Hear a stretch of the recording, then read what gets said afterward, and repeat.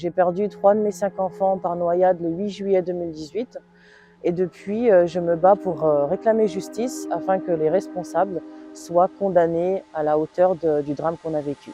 Cette mère de famille accuse la compagne de son ex-mari de négligence, mais également la mairie de Chalon-sur-Saône de ne pas avoir signalé la dangerosité du lac artificiel de la commune.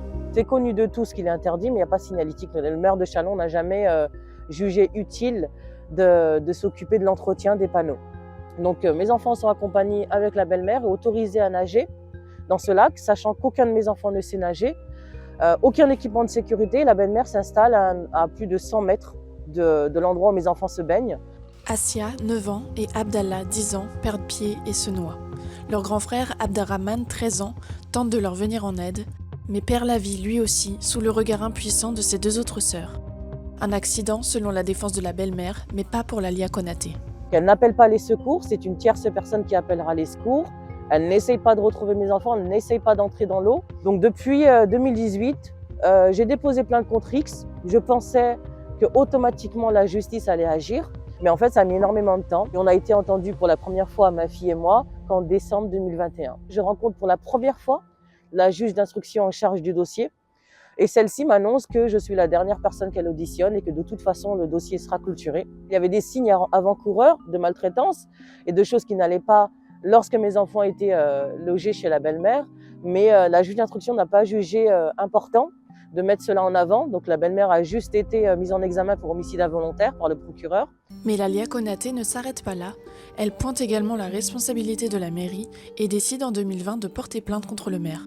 Il n'y a pas de signalétique qui indique l'interdiction à la baignade, alors que tout le lac a été réaménagé pour qu'il soit un lieu d'accueil du public et des familles. La négligence de la belle-mère n'est pas à reconsidérer, elle est claire et nette, mais à la fois mes enfants savaient lire. Donc ils auraient pu également lire les panneaux et dire « Ah non, tata, on ne peut pas nager là, regarde, c'est interdit ». J'ai reçu, juste après le décès de mes enfants, beaucoup de courriers d'anonymes, d'élus, de députés, de personnalités différentes, dont un courrier de la mairie, voilà, pour les condoléances, mais c'est la seule chose que j'ai reçue du maire de Chalon. Et il y a un désintérêt pour notre douleur. Le 31 mars 2023, le maire LR, Gilles Platret, connu pour des propos controversés visant les minorités, est appelé à comparaître lors du procès, mais ne fait pas le déplacement.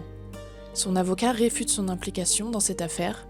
La procureure a insisté sur la responsabilité de la belle-mère dans le drame, affirmant qu'elle a bien commis l'homicide involontaire qui lui est reproché et requiert 3 ans de prison avec sursis. Le tribunal rendra son délibéré le 12 mai 2023. Les juges peuvent encore sanctionner sévèrement, condamner sévèrement la belle-mère et le maire de Chalon. Et c'est ce que j'espère.